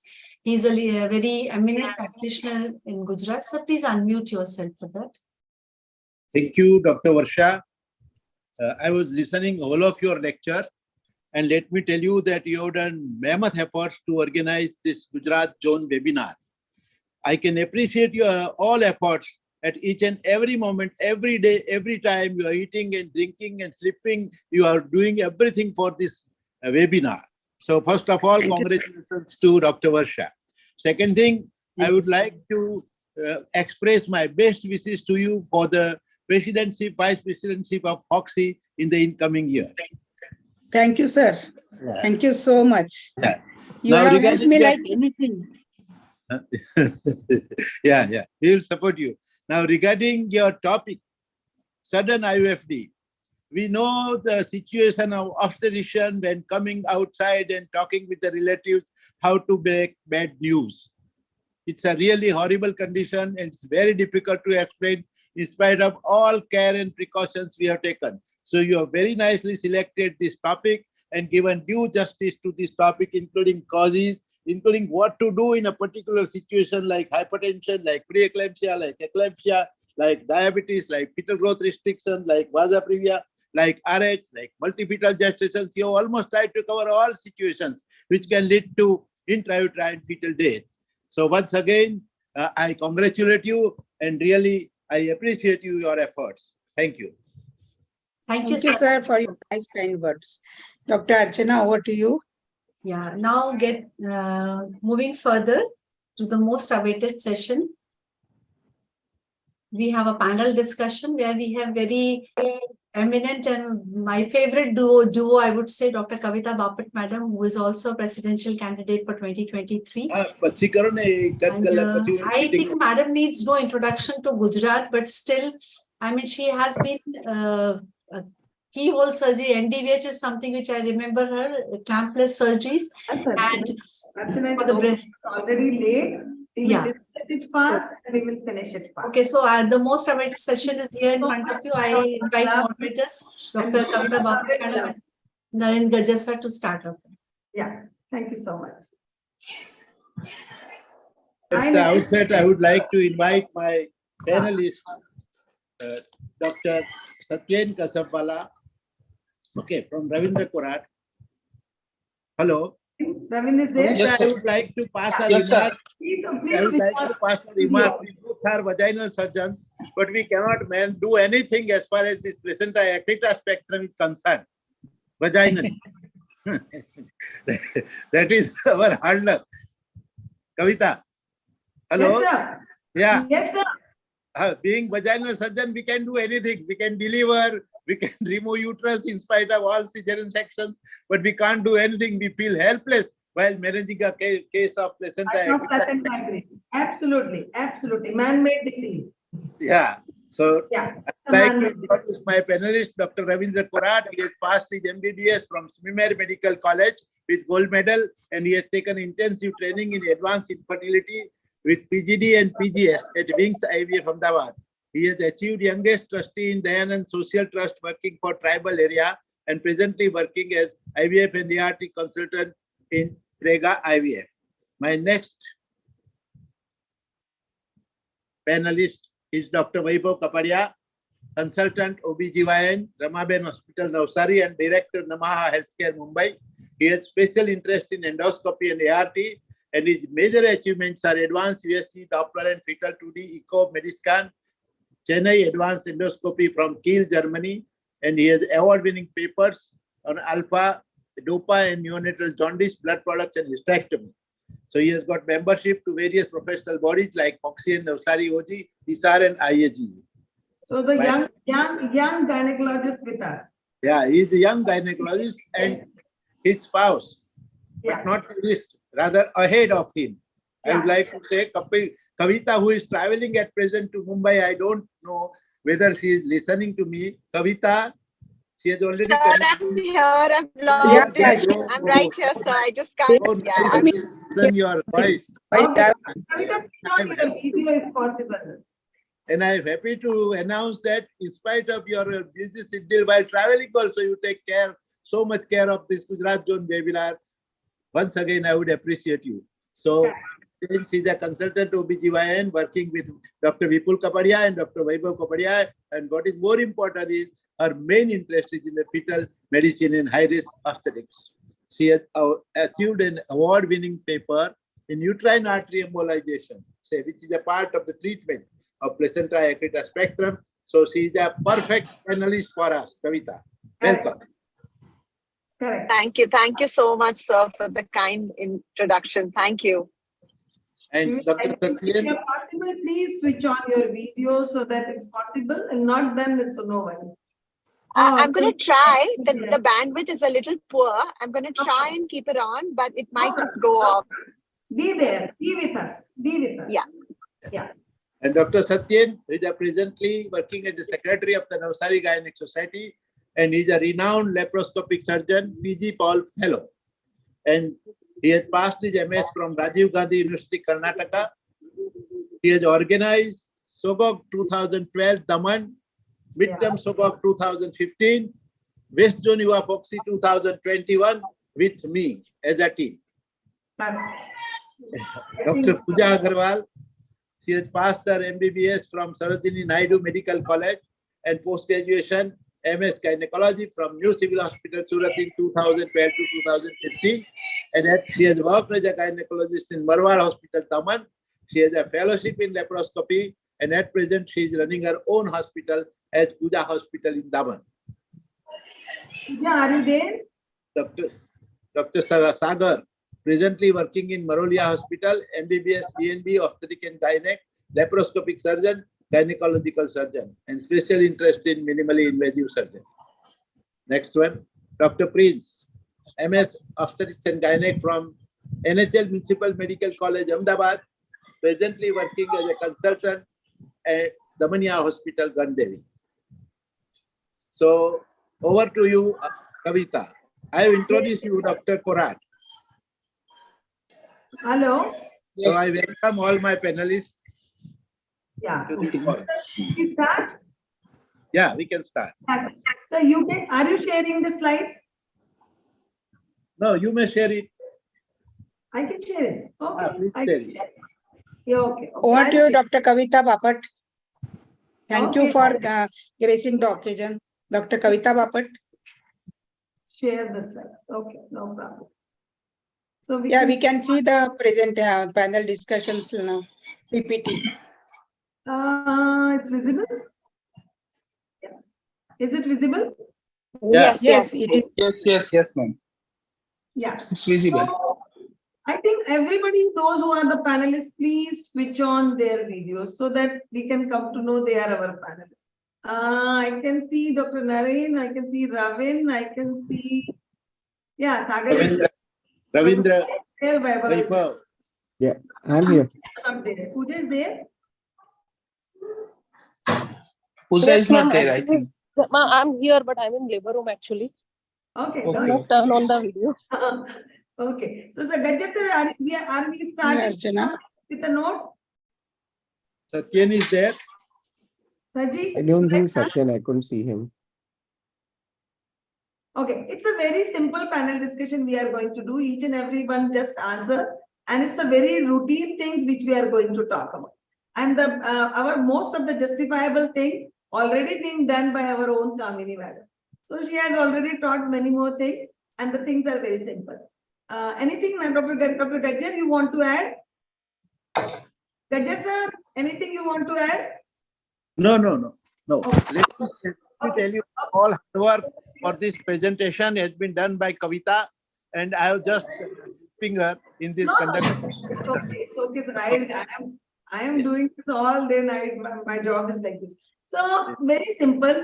We have the 4 type of things, and everyone will agree with me. I'll ask one question to each one. Vaibhav, I'm starting from you without telling you the case. What you feel nowadays with the placenta accreta spectrum? How you define, how you say that these are the patients of placenta accreta spectrum? So you want me to talk about this particular case or just generally what do you think? Generally, we are starting it as a starting point. What do you think what placenta accreta spectrum is? Oh, so actually the abnormal placentation, the invasion of the placenta into the uterine tissue is what consists of the placenta accreta spectrum. What the amount of invasion defines how much or whether it's accreta, increta, percreta. Okay. So that's how we basically seem to define the placenta accreta spectrum. Okay. Anything, Dr. Ravin, you want to add when we talk about the placenta spectrum? Yes, madam. Good evening. First of all, I'd like to thank you all, organizer, for keeping me in this panel discussion. One thing I want to share with you all, in this era, the low-lying placenta and previous LSCS cases are increasing. So simultaneously, chances of placenta accreta is also going to be increased. So high degree of suspiciousness, and every gynecologist should have one option to one senior gynecologist who will be available within 10 to 15 minutes to help this gynecologist to save the life of mother is very essential. So teamwork, high degree of suspicious is required when we dealing with low-lying placenta and previous LSCS cases. Okay, so you are worried about all the previous LSCS cases and any low-lying placenta, and the spectrum about he already talked about. Then I like to ask the simple thing about the placenta accreta. Sagar, will you want to add something when we talk about the placenta accreta? Just for the take-home message or the take-work message when we talk about the placenta accreta spectrum. Please unmute yourself, Sagar. Yes, madam. I just asked few things कि हमको जैसे ही placenta accreta spectrum आता है, तो how much we are worried, what message you will like to give to audience, because it's a reversal of the panel discussion. I am just asking if placenta accreta spectrum आया, तो what things come in your mind? When it comes to placenta accreta, I want to have it managed by a teamwork because I want my investigation team to be ready. I want my urosurgeon to be with me if necessary. I want help of a fellow gynecologist who is a senior gynecologist with me. I want help of a good radiologist. And if necessary, I want the help of a good surgeon also if there is a bowel invasion in case of accreta. It means whenever placenta accreta spectrum की बात आती है, तो you need a team with a multi-specialty everything, with a good products and a good Good setup also? Yes, madam. Yeah. Good setup and a tertiary care center management is better if available. And what about counseling part? And counseling to the relatives is very important because many of the patients don't know the severity of this thing. So we have to explain them elaborately what this thing is and how grave can this be if not managed in a proper setup. Correct. Now over to Kavita. You are a fetal medicine person, and nowadays you people diagnose placenta accreta spectrum as early as possible at 8 weeks and 10 weeks. Do you want to put some point over here? So I think there's always a high degree of suspicion when you see the clinical history. And then when you put in the transvaginal probe, you often feel that when the placenta is developing, the homogeneous line or the neta-Butch's membrane, which should be there, that anechoic line between the wall of the uterus and the placenta is often missing. There are large anechoic masses which are there in the placenta. If you switch on your color Doppler, sometimes you can see the invasion earlier on also. I think 12 weeks would be pushing it too far, but yes, you can have a high degree of suspicion and you follow up these patients closely and you monitor, and early diagnosis is the key because once the placenta mass grows, the hemorrhage is torrential. So I think absence of that early suspicion, you may ask for an MRI around 18 to 20 weeks if you suspect these accreta lesions. I think these are just the indicators, you know. In spite of all this, there's still a high probability that you may miss out some. So there's always. So as being a fetal medicine person, you are very much aware right from the 8 weeks that can be end up into the placenta accreta spectrum. Am I right? Yeah. Kavita, yes, sir.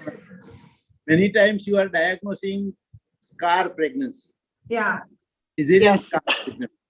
Correct. So Yes. agree with me that is some sort of invasion.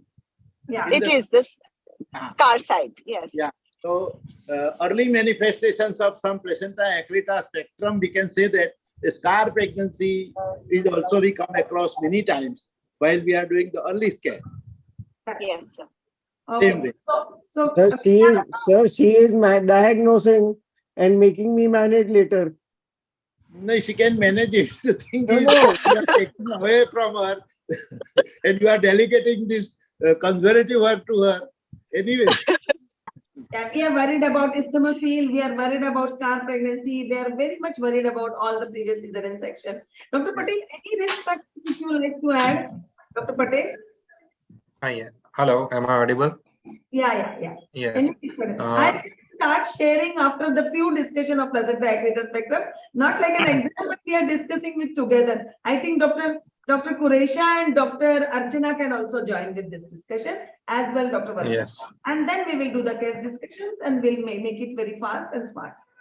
Okay. Dr. Patel. The risk factors associated with the placenta accreta spectrum are obviously we should suspect all the cases of previous cesarean section in their first trimester scan, and whenever the patient presents with us in their first antenatal visit, all the history should be properly taken about the previous history of any dilatation, curettage and all, and other especially patients with IVF pregnancies should also be thoroughly and vigilantly scanned in first trimester itself, because as Dr. Gajjar said, a cesarean scar pregnancy and other things can be better. They are also dangerous only, but we can manage well cesarean scar pregnancy well than placenta accreta patient. So an early diagnosis and a vigilant and suspicious risk factor and patient individualization will make a diagnosis well. Any point about maternal age? Are you worried about multiparity? Are you worried about?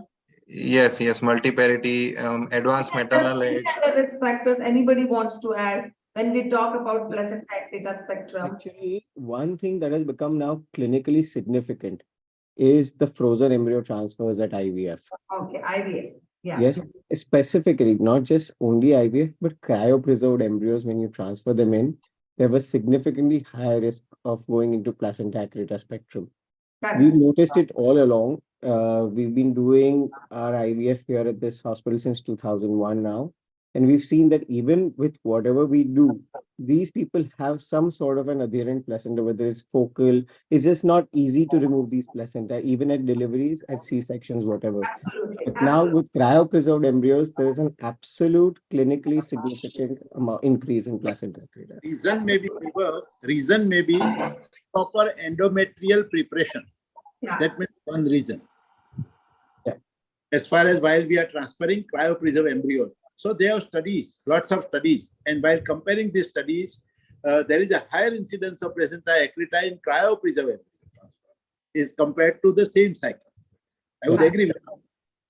And sir, I think I would like to add to. I'm going to Shelja, I'm coming to you. You also add two points. It's just a common discussion to each and everyone, so that we should have some take work messages. Over to you, Shelja. Yeah, I think in India we should not forget about the tuberculosis endometritis, because many of these patients are also having a focal endometrial deficit, as well as previous surgery on the uterus, myomectomy. Yes. All these factors are also responsible for the placental adhesion, as well as we should suspect it whenever there is previous cesarean and history of anterior placenta. Then we always tell our radiologists to look it carefully if there is any sign of placenta increta or percreta is there. So we should have suspicion in those cases also. And other than we can have, nowadays we don't talk about, but uterine artery embolization is one of the reasons. Yeah, previous history of uterine artery. Repeated curettage is one is there, and thermal ablation. Yes, sir. Over to you. But I think who will do thermal ablation and then go for planning of pregnancy? I know it's a list, it's a list. So, but we should be worried about the risk factors. Yeah. So it's not the only we, the practicing OBGYN, talking about the subject, but when we talk about the risk factors, we should cover all the risk factors, and we should take consideration about all these factors. If there is a previous placenta previa, if there is a previous C-section, if there is a multiparity, if there is a multiple gestation, if there is a uterine artery embolism, so much a big list. So we should be worried about. Now I'll go over to the cases so that we can enjoy discussion in a different manner. Okay. Just wait. It's seen, no? Now? Varsha, it's seen? Yes, we can see it. Yeah. So 24 years female, gravida pre-para 37 weeks, 3 days presented with a leaking PV. Preterm cesarean section 3 years back, spontaneous abortion. DNC 1 year back, no ANC visit, single third trimester showing, single live uterine fetal pregnancy with means appropriate to gestational age, placenta posterior, low lying, and delivery of the fetus, repeated attempts to remove the placenta, but within few minutes it was realized adherent placenta and patient started profusely bleeding. Anyone wants to add or talk about this type of case? I'll start from Dr. Ravindra. Can you take this case? Yes, ma'am. Yeah. So this is a very routine case. Hmm. Many of the cases, because I think she has one thing. I think one DNC dilatation in curettage G3 and P1 means one dilatation in curettage maybe one factor, and placenta is already low lying. So high degree must be there, and I think the decision when you come across the adherent placenta, team should be have a red alarm, and everybody have to be ready for preparedness. And senior anesthesiologist along with blood transfusion team must be ready by by a blood bank. And simultaneously, one doctor should start stepwise devascularization as well as soon as possible. There should not be much try to remove this adherent placenta, but must start as early as possible to do stepwise uterine devascularization. And then after it is not able to stop the bleeding and bleeding is profuse, then immediate obstetric hysterectomy should be planned. Any delay in taking decision, maybe we are not able to make this woman survive. So fast decision, fast action, and along means team should include at least 2 gynecologists or 1 neurosurgeon or 1 pelvic surgeon. Other than 1 gynecologist must be there in this type of cases. Nice, What Dr. should be asked? Just I'm interrupting in between. When myself and Dr. Naren were talking about, when we talk about the placenta accreta spectrum, we were decided that we should have 4 type of cases. Number 1, एक case आता है, hysterectomy होती है, and we could not make the patient to survive. Am I right? This is the first case. Second case, when the patient ended up into we are saving the uterus. That will be the second type of case. Am I right? And then all those things which you are talking about will come. And the third will be, we are very much well planned to do that. This is the placenta accreta spectrum, and we are saving the uterus, and we are doing everything with a bookish manner. So this is the first case. Unbooked, everything was there, and hysterectomy was done. Patient went into irreversible shock and could not be revived back. So again, I'm sorry I've interrupted you. What you are talking about, all the triple P procedures, and when to call the multidisciplinary team. Am I right? You are going to talk about, please continue. Yes, one only thing I want to stress about is early decision. Early decision for hysterectomy, call the relatives inside in your OT and you can see how much bleeding is there. And as already one live issue is there, possible this issue must be live. And then early decision for hysterectomy. If you want to do hysterectomy, do it fast. Otherwise, once the DIC is already set down, then multi-organ failure and all these things going to be happen. So fast decision is the classic way to solve this placenta accreta syndrome mothers. Ravindra, hello. Yes, sir. Yes, sir. Yes, sir. Yes, sir. So I have gone through the history. One thing I would like to add to this, that this situation was noted during cesarean section. Now, suppose patient who has not undergone ultrasonography in the 3rd trimester with a poor antenatal care would come to our place and deliver normally. She would deliver vaginally. And you will find a situation where placenta won't retain, placenta won't come out. So, would you go for a manual placenta directly? To all panelists, my question to all panelists. She had delivered vaginally, not undergone sonography, especially suspecting placenta accreta. She had delivered, and now you are not able to take out any case of MRP. You are thinking, would you go for ultrasonography? Yes. Yeah, definitely we'll go for the ultrasonography always. Because prior to removing placenta and putting hand in the uterus, because when we remove the placenta blindly without diagnosing increta or percreta, then it will bleed like a hell. Yeah, so that is the situation when we come across a sick patient would come in emergency, will not bring report.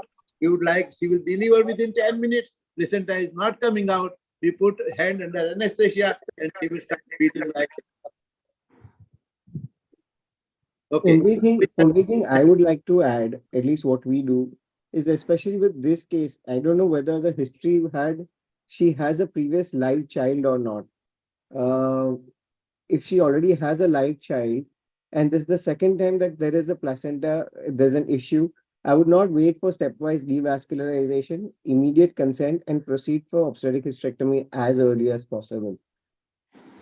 Vaibhav. Yes, sir. I have come across a situation when patient was taken for cesarean section without diagnosis of placenta percreta. Yes. Correct, sir. And then bladder was opened up, she was bleeding horribly. And then I had to enter in operation theater of some other gynecologist. And while I entered, her blood pressure was almost 60, 70. Now tell me, what would you do? Sir, hysterectomy.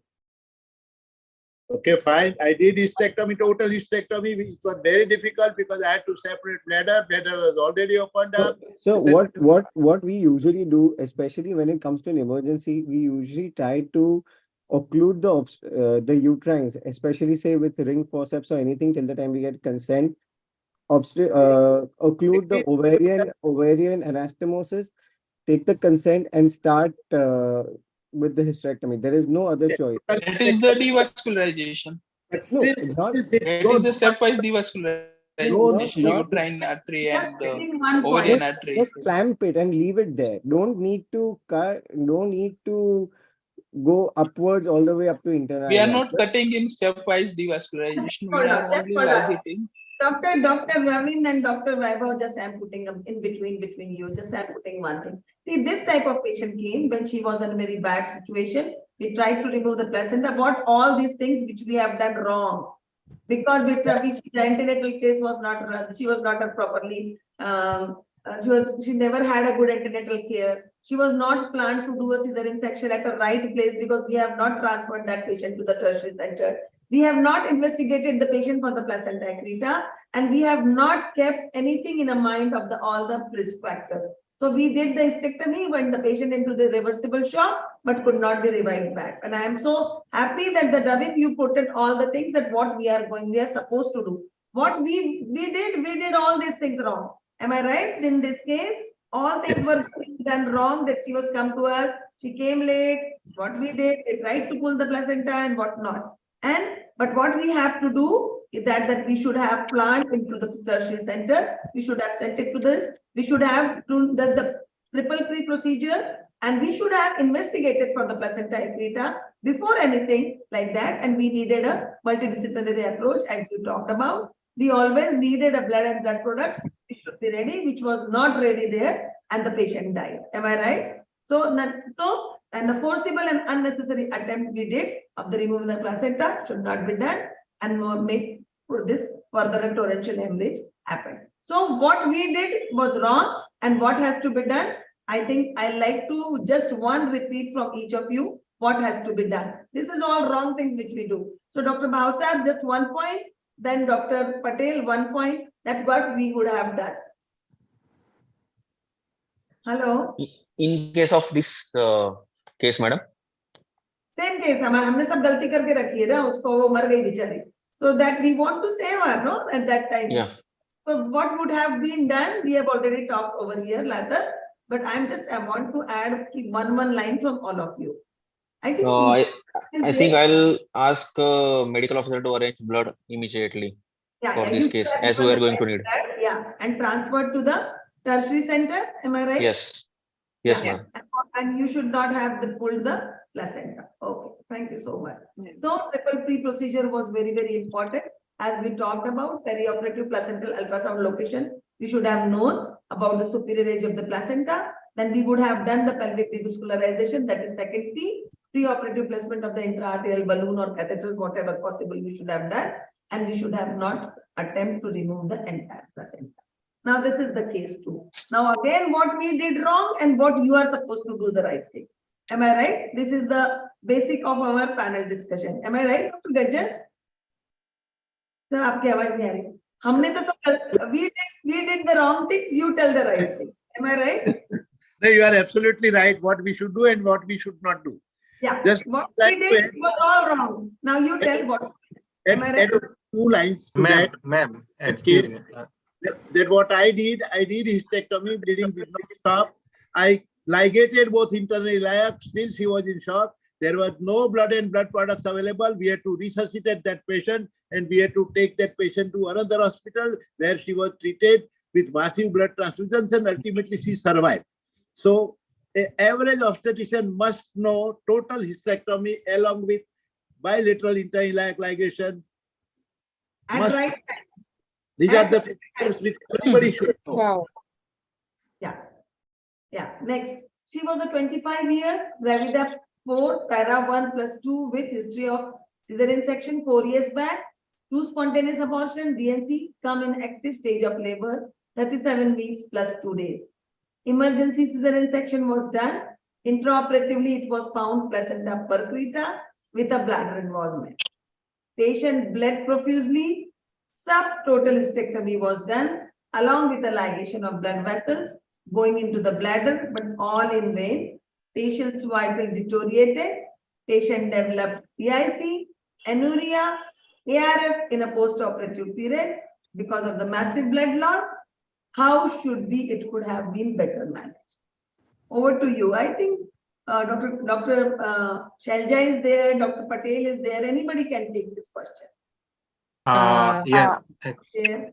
Dr. Pooja is also there, no? And Dr. Kavita. Yes, ma'am. Yeah. Yes.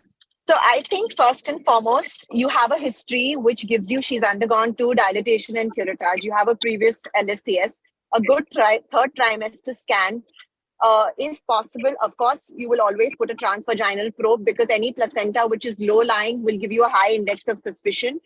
Put on the color Doppler, you'll find all those signs, you'll find the vascularity. Sometimes if you look carefully, you'll see that the neta butch's layer is missing. You'll again find those anechoic. That is a high degree of suspicion. Even if this patient comes in labor, you have the facility of putting the ultrasound machine, you'll be able to identify it. If your center does not have the facility, do not touch this patient. She requires a multidisciplinary unit. There is the other is you require a good neurosurgeon. You require massive blood transfusion. You have to have enough blood and blood products, not just packed cells. You'll need FFP, you'll need platelets, preferably a center which has facilities where you can do a uterine artery embolization. Hello, Kavita, just one point at a time, because we have managed it so badly now. Yeah, I all think are there. So we'll start it whether it's the previous section, you mean a good antenatal checkup needed, am I right? Yeah. And you will diagnose the placenta accreta in a prehand, am I right? Yes. Yeah. Then what is the thing? Elective C-section should be choice or not? Anybody? For this patient, I think elective cesarean section is a proper decision in this patient, along with all preparation to manage this complication. We should have total team along with the proper availability of the blood and blood product. Okay. So, if facility available, bladder resection and reconstruction with the help of neurosurgeon, want him to be there or not to be there? For this type of patient, reaching up to the bladder. May I? Yeah, We need if we have any suspicion or if we see that the vessels are reaching up to the bladder or there are placenta accreta, then we should inform the urologist also, and we should keep urologists with us because we have managed this case 2 months back only. And it was disaster for us. It was diagnosed only on table. Okay. So we should have managed it better if we would have done the regular antenatal Definitely. checkup. We would have diagnosed the placenta accreta, as Kavita said, and the for accreta patient, if there is we should have the neurosurgeon which should have and we should have a great ICU care. If ये सब कुछ होता, तो patient बचाते. Am I right, Dr. Patel?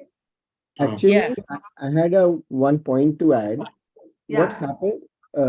Unfortunately, we've had quite a few to manage in the last few years, where we've learned one thing is to whether or not a accreta is identified, it is best to always involve the urosurgeon. Because what happens is immediately, and it's best to always stent them before you take these up for an elective case. And in cases of just plain accreta, even in a case of plain accreta where you identify that the bladder is not involved, 5% of the times you will still end up opening the bladder or causing injury. And that's when the stent helps in identifying the trigone when you want to resuture the whole thing. So we want. I think we all are trained in our residency only how to suture the bladder and rectum and everything. So I think for a medical legal safety, we should involve the urosurgeon. Now the case. we must involve urologists as well as if there is a facility of interventional radiology. We can also take help of them also. The one thing. Second thing, in case I have a question next, ma'am. Sir. Hemorrhage, sometimes Hello. we have to ligate. Am I audible? Am I audible? I have one. Yes, sir. Yes. Yeah. In case of torrential ligate, there are cases where, in spite of even ligation of the internal iliac artery, bleeding does not stop because these are the vessels who have collected with even vertebral artery. So you might need to ligate superior vesicles. You might need to ligate even inferior hemorrhoidal. You might have to need to ligate so many things. So urologists will be not only helpful in bladder injury, but you can also prevent ureteric injury, or even if it may need, there can be even ureteric surgery also might be required in such cases. Cancer surgeon also going to be helped. No, no, One no. of the case cancer. No, not at all. Cancer surgeon is not at all required and not medically helpful. Not at all. Ligation of this. Cancer surgeon ko mat bulao. Sir, also what happens is when there's I have one question for hello. Actually, the case number 1 and case number 2 were at tertiary hospital or tertiary care, or were not at tertiary care. अरे नहीं ना, हमसे गलतियां बहुत सारी हो गई ना, अब हम So actually, my madam, my mentor, my PG teacher, Dr. Sapna Shah, she always told me and all the residents that even if you diagnose intraoperatively, when you see that no, this is some kind of adherent placenta and accreta, we can obviously see intraoperatively when we open the abdomen, we open the peritoneum. So don't start. Just suture it back and transfer it back to a facility where all the facility is available. Yes. And that is the first thing we should do. All these things are like we should have diagnosed and we should have done this. Are retrospective things, and all the case like stepwise devascularization and all these are for senior obstetrician. But the first thing we should do, if we diagnose it intraoperatively, then we should not attempt to deliver also. We should suture it back and transfer it or take the patient to a facility where all the facilities are available. Thank you, Patel. Thank you, Dr. Patel. Because now after 2 cases, we became smart. So this is the 3rd case. So it was a 4 at 36 weeks. With the previous teaser, 3 DNC, we were smart. We did the sonography at the right time. We found out the central placenta previa, focal placenta accreta. We did smartly cesarean section at 37 weeks. We did the uterine artery ligation. We did bilateral. We just the gentle removal of the placenta within the leaving the adherent placenta in situ approach, and we saved the uterus. So is it okay after 2 bad cases we are into the position to save the uterus? This is good case. Yes, ma'am. Yeah. Yes, ma'am. This is the good case. Am I right? Probably that case 3 to 4 unit of PCV already arranged. Yeah. Yes, it's centrally placenta previa. Yeah, post-operative 2 units blood transfused, methotrexate adjuvant treatment given, and the managed successfully. So the key points during the conservative management is gentle attempt of the removal of the non-accreta portion of the placenta and a preventive radiological surgical devascularization prevents the secondary hemorrhage in the placenta reabsorption. So after learning 2 bad cases of the emergency section, 1 patient died, other because of the DIC and the subtotal hysterectomy, and we couldn't save it. Now in case 3, we have learned it. Any other point anybody wants to add that we should have done better than what we have done in this case to save the uterus? Anything, I think most of the points covered, but if anything left, Shanja, unmute yourself if you want to add something, or anybody else want to add. Gajar sir, kuch reh gaya ho to wo bhi hum bata de. Perfect, Kavita. You have done the right thing. The thing is, it was a central placenta previa. So scar extension, if the scar of the previous cesarean section was little bit higher, see, the major problem is with the scar, because in the area of the scar, placenta will go through, and it is possible that it may involve the bladder mucosa, even bladder wall. So when the central placenta previa is there, And if the previous cesarean scar is higher, nowadays people are putting the scar of the cesarean section little bit higher. So in that case, separation of the placenta will not be that much difficult as it is on the already on the scar, I think. And one thing you have rightly done, that whatever the thing is to be left, you have left rather than leaving it. One more option I would like to suggest is that you do a classical cesarean section, don't try to separate placenta, and go for the total hysterectomy. Right. So actually the idea is of saving the uterus, and this methotrexate hastens the placenta resolution, and the risk of neutropenia, sepsis, secondary hemorrhage can happen. I am telling you. So again the patient can end up in the hysterectomy, but to aim is to save the uterus. Then we have to be very well planned. We do the cesarean section at the right time. We do the triple P procedures. We do all the blood products. We should refer the patient at the right place. We should have the multidisciplinary team. We should leave the placenta over there. Give the blood transfusion over there. If needed, the methotrexate should be given over there, and be happy. So I think the last thing we will do and finish it off. The case 2, 32-year-old, pregnant, third child, previous cesarean section, DNC procedure for miscarriage, diagnosed with placenta previa in a current pregnancy. Underwent several ultrasound to monitor the condition. Clinical presentation, 36 weeks patient presented to the hospital with a vaginal bleeding. Ultrasound show placenta previa with a suspected PAS. The patient was immediately taken to the operating room as an emergency cesarean section. And surgical findings during surgery, placenta found deeply attached to the uterine wall, extending beyond the previous scar as we talked about, invading the bladder.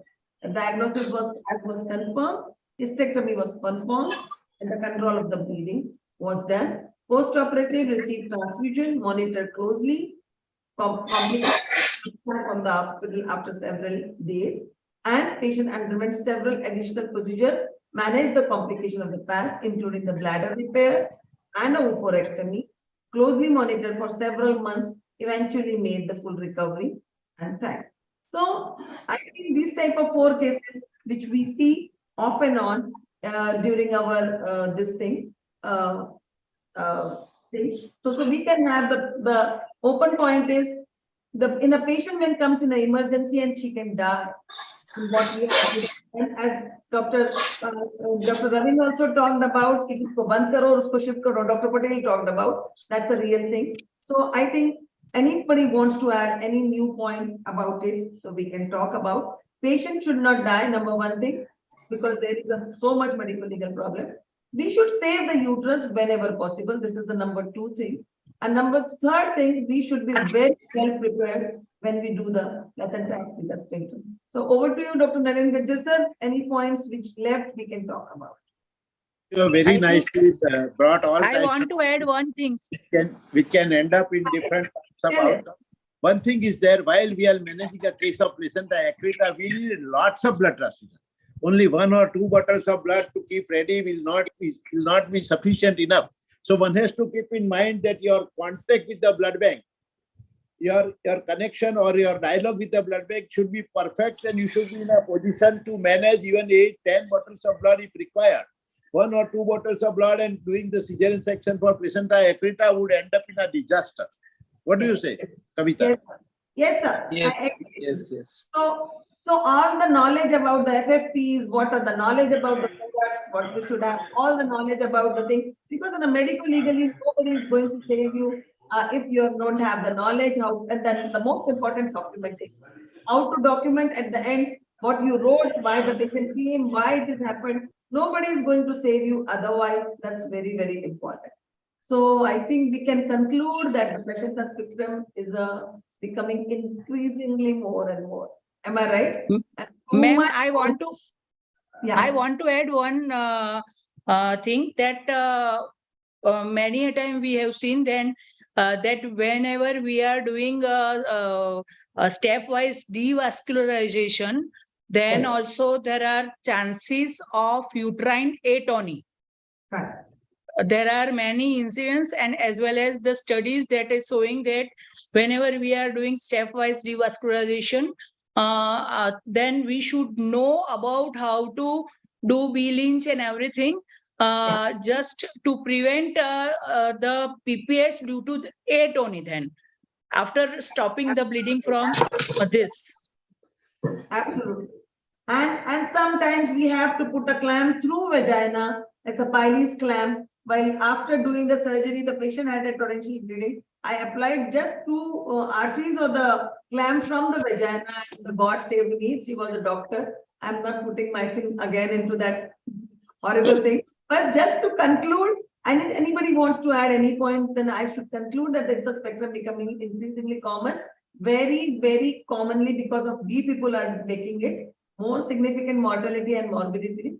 And we should have the knowledge of all the risk factors and antenatal, what they say, we should be expertise to guide it to diagnosis as early as possible, as the fetal medicine people are talking about nowadays. We should be able to know that this patient is going to become a placenta accreta spectrum at the 8 to 12 weeks, not wait up to 20 weeks by factors, by chemical factors, by everything. And the preparation for the delivery and the postpartum care should involve the multidisciplinary teams, which we all know about and we talk about.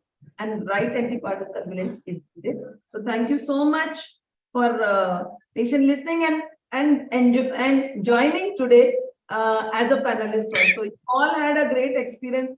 I came to know everybody had their own experience about talking, how to do the thing. So thank you so much, Dr. Gajjar sir. Over to you. Thank you, Dr. Thank you, Dr. Kavita, and thanks to my there is one question. What about the false diagnosis of placenta accreta? False diagnosis of placenta accreta. The question has come from the audience. Can you please comment on false positive diagnosis of accreta? False positive diagnosis of accreta. Am I right? Yes. Yeah, there are chances because see, the ultrasonography has got the major reason for to diagnose this thing, and all the transvaginal scans which we do to confirm this thing, but at the 20 weeks we should be able to do, and sensitivity of it is 96%, you know, and specificity only 77%. So these are the images. Sometimes they are misleading. Chances are there that we sometimes overdiagnose placenta accreta spectrum. But still, it is always better to overdiagnose than not to diagnose. Yeah. It'll be very nice to open it and not find the accreta, and then you're like, oh, you just dodged the bullet. Thank you everybody for giving the time and participating actively. We will have to stop now. It's 10 o'clock, so now it's time up. So let me give the thanksgiving to all of you. Thank you, Dr.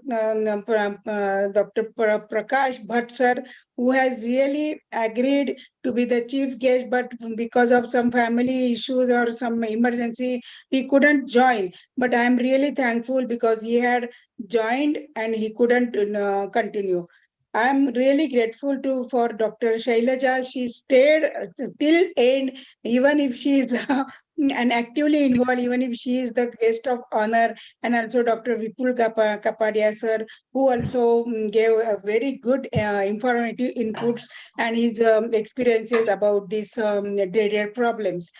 I also want to thank the chairpersons, chaired the sessions, and also the speaker, Dr. Kamini Patel. He really enthralled the audience with her really exhaustive and very, very informative talk on placenta accreta syndrome. And I want to thank Dr. Narendra Gajjar sir and Dr. Kavita Bapat for giving so many practical inputs for this exclusive panel discussion, and the esteemed panelists who really participate so well, so great updated. Dr. Kavita also, Kapadi also joined while traveling, though her involvement really was great because she's a fetal medicine person. I'm thankful to Dr. Vaibhav, Dr. Saga, Dr. Ravindra, Dr. Prince. Your name is little different, but I call you Prince, and all other participants, Dr. Archana Trivedi, who helped me to conduct this webinar very well. I'm really thankful to Shield, Dr. Mr. Nishan and Sahiti Priya, who always helps me with her efficient brochure preparation and CV PPTs, and always help me and efficiently, always ready to help. And I am really thankful to all the Gujarat faculties for participating actively, and the audience also who were there to get and they asked many questions also. So I'm really thankful to each and everybody, and we will stop now. We will meet again for the next webinar. Every fortnightly we are organizing webinars. Thank you so much, Shabakar. Good